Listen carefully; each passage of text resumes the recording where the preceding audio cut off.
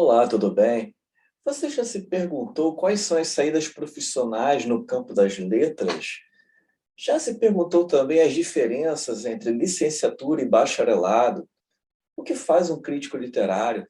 O que faz um pesquisador na área de letras, linguística ou literatura?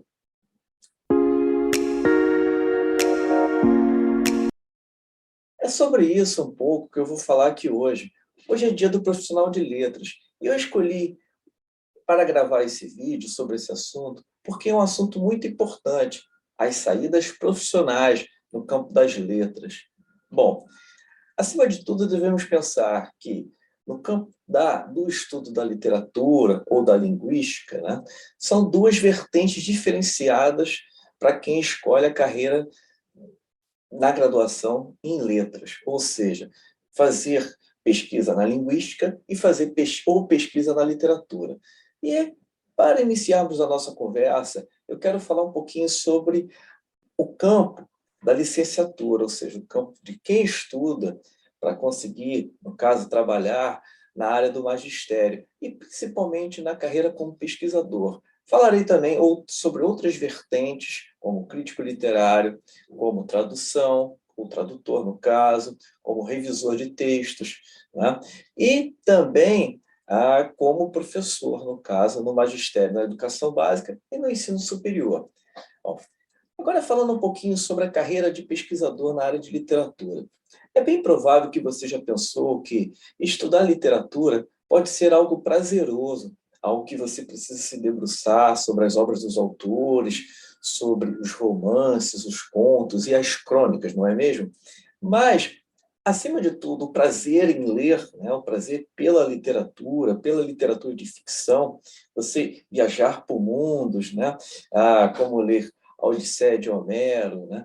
Como ler Em Busca do Tempo Perdido de Marcel Proust, né? Como ler Madame Bovary de Flaubert. Né? Todas essas obras que eu acabei de mencionar é sempre um enveredamento pela literatura, pelo universo da ficção, ou seja, você viajar, você sair do seu mundo e viajar por outros mundos, né? Por outros cenários, outros países, outras localidades geográficas. Né? Agora, pensando um pouco melhor sobre como funciona a pesquisa no campo da literatura, é interessante dizer que, acima de tudo, quem deseja enveredar pela pesquisa precisa fazer uma especialização, né, para que possa ter prazer pelo tema em que você vai se debruçar, em que você vai realizar a pesquisa, para que você possa também, digamos ali, identificar os autores que você precisa trabalhar, né, as distintas ramificações teóricas, saber as obras dos autores clássicos, né, como, por exemplo, Antônio Cândido, Alfredo Bose, Robert Schwartz, Silviano Santiago, né, e confrontar com os autores de vanguarda, né, você fazer esse confronto da atualidade com os clássicos. Isso é importante. Ou seja, na especialização, na carreira iniciante como pesquisador, você já identifica ali o seu objeto de estudo, aquilo que você se debruça por mais tempo e te dá prazer. Porque, acima de tudo, devemos pensar a pesquisa como algo satisfatório, que te dá prazer e que você possa se debruçar durante 2 anos de mestrado, nos 4 anos de doutorado e, inicialmente, como 1 ano ou 1 ano e meio de especialização. Então, a especialização, para quem deseja iniciar a carreira científica, é um caminho bem prolífico, ou seja, você pode encontrar também professores, dialogar com esses professores e talvez numa especialização que você faça numa universidade pública, como é a UTFPR, por exemplo. Eu estou dizendo aqui a UTFPR de Curitiba, no Paraná. Lá existe também o mestrado. Então, você pode terminar uma especialização, como foi o meu caso, em Literatura Brasileira e História Nacional, e depois você já ingressar no mestrado na própria universidade. É interessante dizer que quando você ingressa na especialização, você passa a fazer aquelas disciplinas que estão relacionadas ao curso, você passa a ter contato com as referências, você passa a ter contato com as obras, isso te facilita a inserção sua na área de pesquisa. Foi um pouco o que aconteceu comigo. Então, a partir do momento que eu ingressei na especialização, e naquela época eu fiz uma disciplina ligada à literatura e à história, que eu fiz com um professor chamado Wilton Fred Cardoso de Oliveira, e aí, no decorrer da disciplina, eu tive que formular um artigo científico sobre um romance histórico. Né? E eu já estava também terminando o meu mestrado, eu fiz essa especialização em paralelo com o mestrado. No meu mestrado, eu trabalhei com o turista aprendiz, do Mário de Andrade.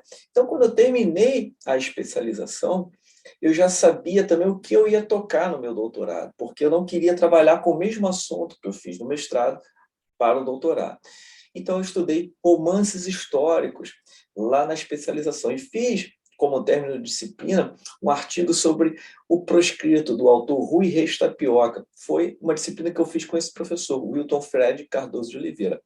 E assim que eu terminei o artigo, eu transformei o artigo num projeto de pesquisa de maior fôlego. É interessante que nós, pesquisadores, podemos também aproveitar parte dos textos, dos artigos que nós escrevemos para transformá-los em projetos de pesquisa. Eu fiz isso, eu aproveitei parte do material para transformar num projeto de pesquisa de maior profundidade, de maior fôlego, e fui atrás das referências, ou seja, fui encontrando as referências necessárias para compor o projeto.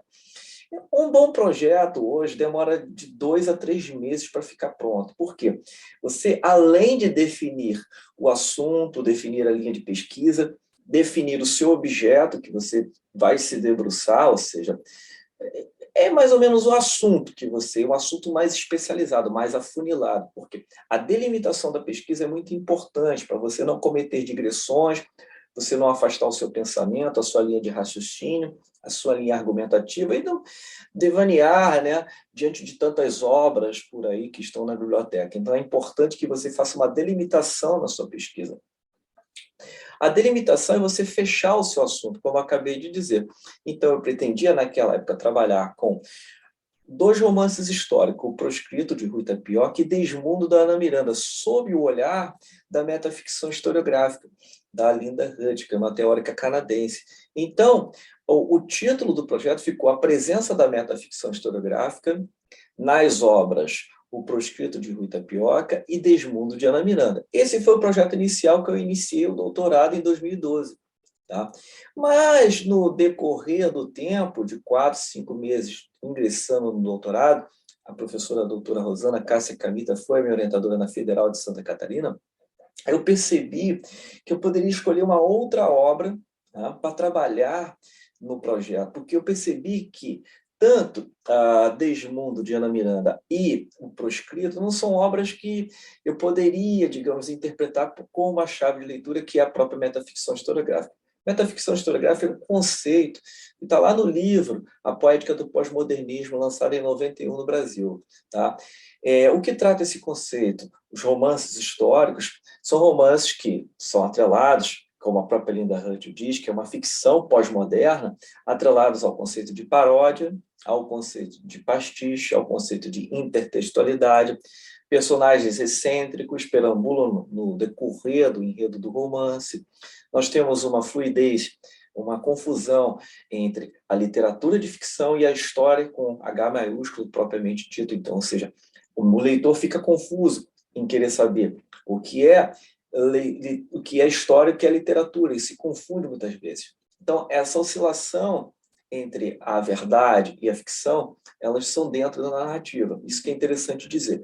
Então, esse conceito de metaficção historiográfica, eu percebi que seria melhor útil, né, na ficção também do Rui Tapioca, mas eu percebi que A República dos Bugs, que foi o primeiro romance dele, daria pano para manga para trabalhar no projeto de pesquisa.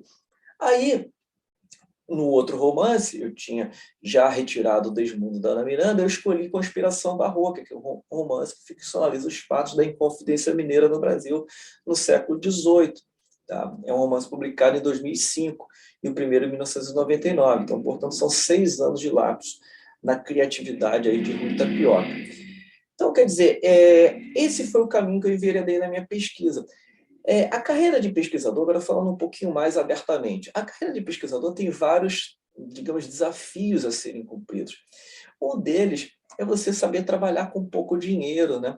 Porque, inicialmente, A carreira de pesquisador, às vezes, até afasta parte de algumas pessoas, porque percebem que aquilo ali, digamos, né, as pessoas que se formam em letras, é uma profissão muito arriscada, muito feita de altos e baixos, né?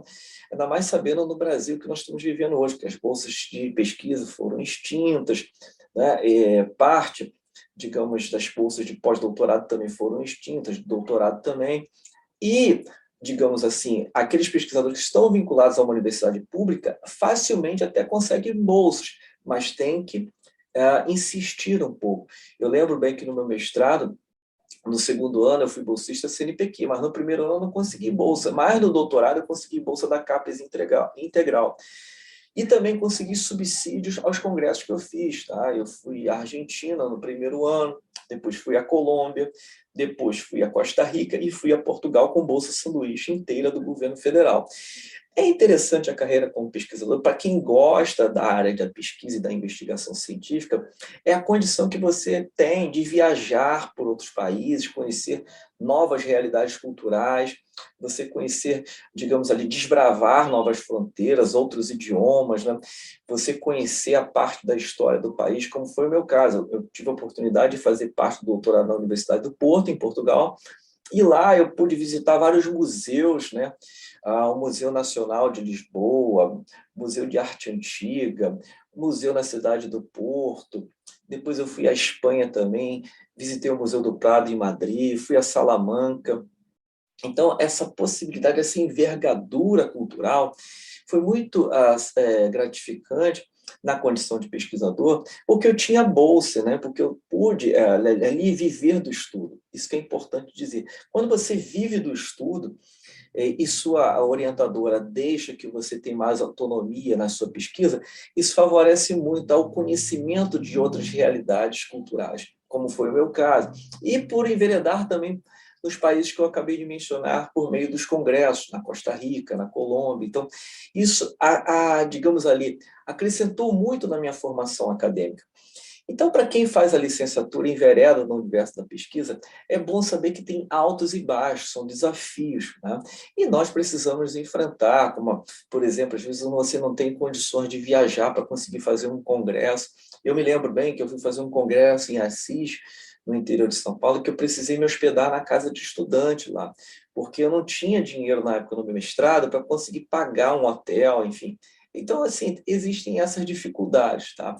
Agradeço até que o professor Jason, que é hoje um amigo acadêmico meu, que trabalha na UDF-PR de Palmas, no interior, do Paraná, um amigo que eu fiz lá em Assis, São Paulo. Então, ele é digamos ali, um confessor daquilo que eu já fiz, tá? A gente somos ali, trocamos algumas correspondências, trocamos algumas ideias juntos.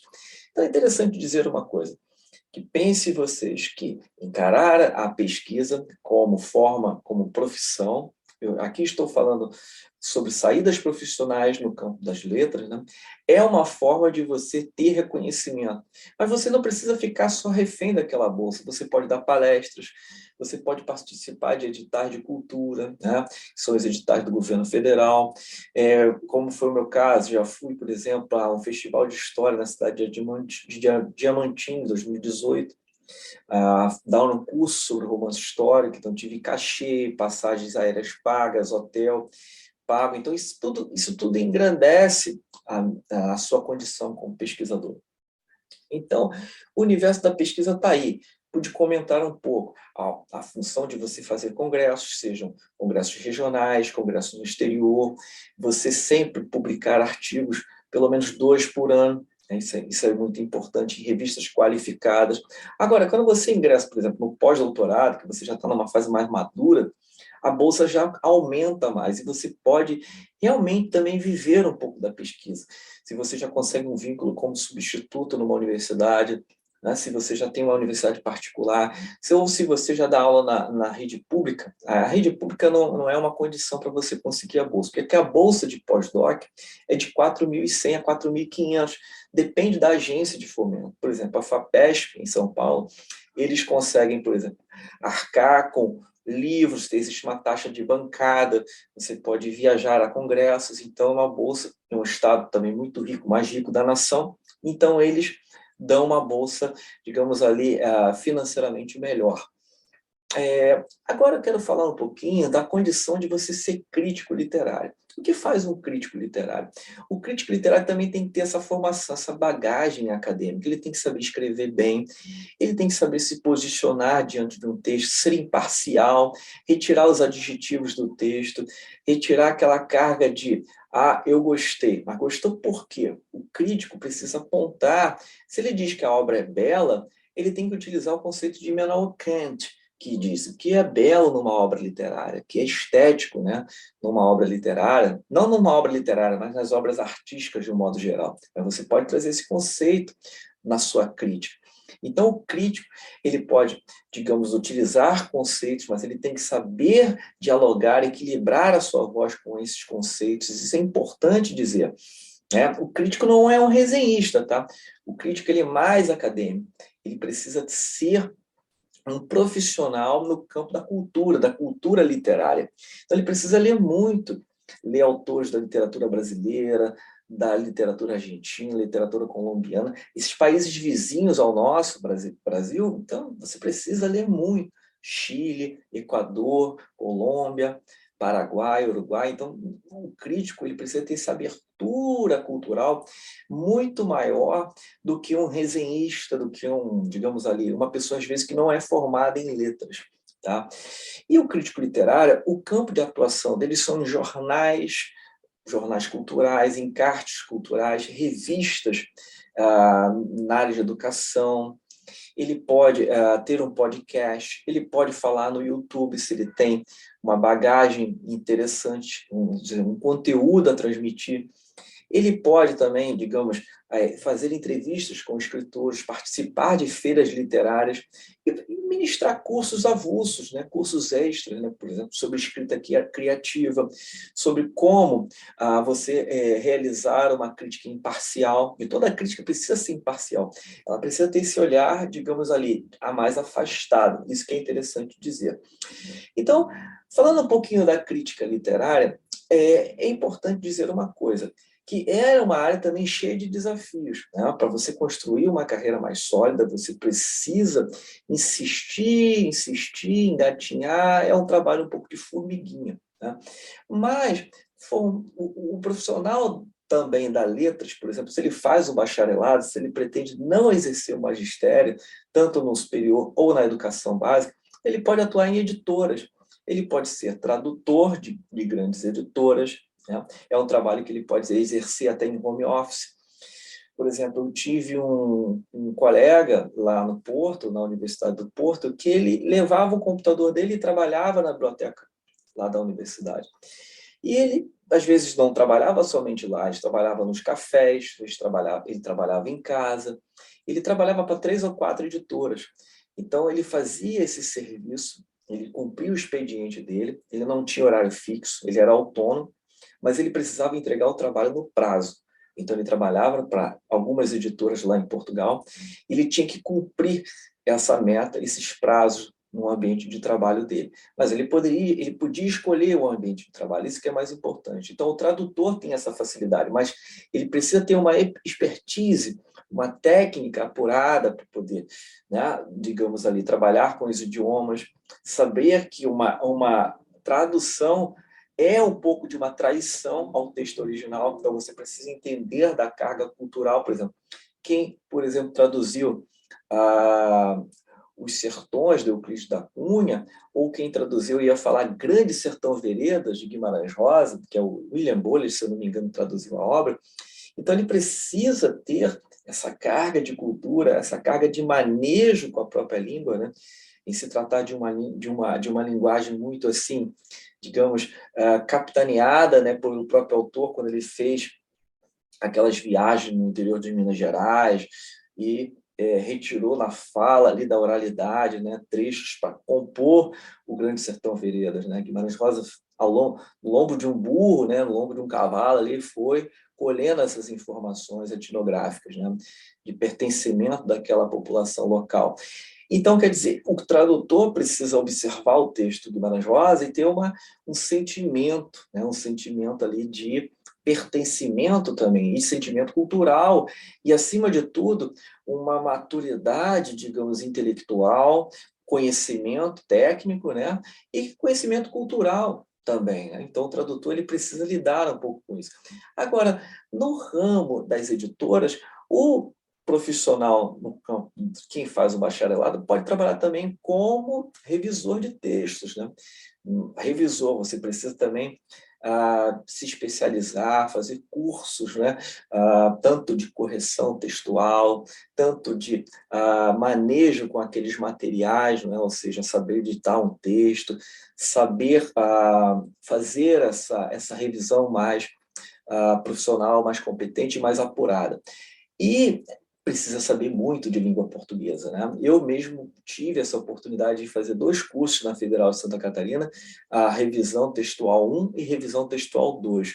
Ambos foram de graça, então consegui aí aprimorar essa questão da revisão textual, mas não trabalhei com isso. Isso foi para que eu pudesse tirar, digamos, conhecimento, né? Conhecimento técnico para conseguir também corrigir os meus próprios textos.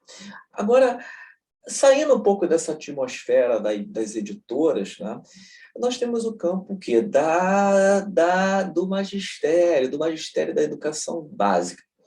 Ó, muitos formados em letras, muitos profissionais no campo das letras, preferem fazer concursos em prefeituras, ou no Estado, ou no governo federal. Né? Nós temos aí as escolas também técnicas do governo federal, né? Por exemplo, os institutos técnicos, né? Que também são escolas de educação básica, tanto de primeiro ao nono ano, ou também no ensino médio, né?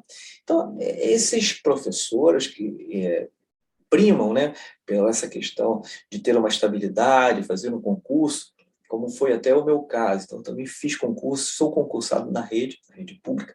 Então, digamos, de uma certa forma, dar uma estabilidade. Você pode fazer outras coisas em paralelo também. Agora, nós sabemos que quem se dedica ao magistério também tem altos e baixos, porque precisa esperar do governo, né, do governo um aumento, precisa insistir para que a carreira ao longo do prazo, ao longo da sua vida, você vai somando as casinhas, você vai crescendo na sua carreira, o seu salário, digamos ali. É uma insistência até que você se aposente, até que você desfrute daquele salário um dia, né? Sabendo das condições de previdência, as alíquotas de previdência aumentaram, né? Assim como o imposto de renda também é alto, nós pagamos um preço muito alto no país, um valor muito alto. Então, quer dizer, nem sempre trabalhar para o governo é o caminho que todos querem. Por quê? Porque, de certa forma, aquilo fica um pouco, digamos ali, você fica um pouco em banho-maria, né? É uma expressão ali que nós podemos aqui usar metafórica, né? Você espera por um bom tempo, para ter um aumento, para ter uma condição melhor de trabalho, às vezes para ter reconhecimento, quando muitas das vezes não termina ali na escola de forma anônima, né? Você fica ali batalhando muito tempo e fica no anonimato. Isso também não é tão bom para quem deseja crescer na carreira, para quem deseja lograr, né, outros degraus. Interessante dizer aqui que no trabalho como professor nós temos altos e baixos. Para quem deseja seguir o magistério superior, aí também precisa ter tanto ou mestrado ou doutorado. Hoje a maior parte dos concursos exige o doutorado, a maior parte. Então você precisa passar num concurso, elaborar um memorial, elaborar um plano de aula, né? Passar na prova escrita, depois na prova didática, e depois você precisa apresentar um plano de atividades acadêmicas, né? E, além disso, o memorial. Então, essas etapas, bem a dizer, são etapas que desgastam muito o próprio candidato, né? Você viajar, fazer a prova, depois você cumprir todas essas etapas que eu acabei de mencionar. Isso são etapas que você também pode se planejar e deixar algumas delas prontas, né? Já salvas no computador, né? Você pode elaborar o memorial? Sim, pode. Pode deixar ele pronto. Pode fazer o plano de atividade? Sim, já deixa pronto. Você pode fazer o plano de aula, deixar uns 10 planos de aula pronto? melhor ainda, você pode estudar os pontos que vão cair na prova antes do dia do concurso, muito melhor. Você pode escrever os pontos no computador, muito melhor. Então, estou dando aqui algumas dicas para que o candidato não espere o dia do concurso para fazer o concurso e fazer tudo isso depois que ele passa na prova escrita, porque daí ele vai perder muito do seu tempo fazendo isso, vai se desgastar muito mais. Bom, o que eu falei no vídeo de hoje é conhecido de parte de alguns que estão aqui assistindo, mas eu digo a vocês, é sempre bom lembrar que as saídas profissionais, essa expressão saída profissional é muito utilizada em Portugal, tá? Mas, digamos ali, as carreiras, as funções, né, de que um pesquisador, de que um tradutor, né, de que um professor da educação básica, não comentei a figura do roteirista, que também exige uma carga, digamos, de profissionalização, né, e é uma área muito em expansão, ou seja, roteirista no cinema, roteirista, por exemplo, em séries de televisão, novelas, né? Então ele precisa criar, trabalhar com a criação também, isso é importante, porque a parte da criação é que, digamos ali, a pessoa precisa ter essa técnica, esse apuramento da profissão, né? Ela precisa ler muito, ler textos de ficção, vivenciar outras realidades, assistir muitos filmes também.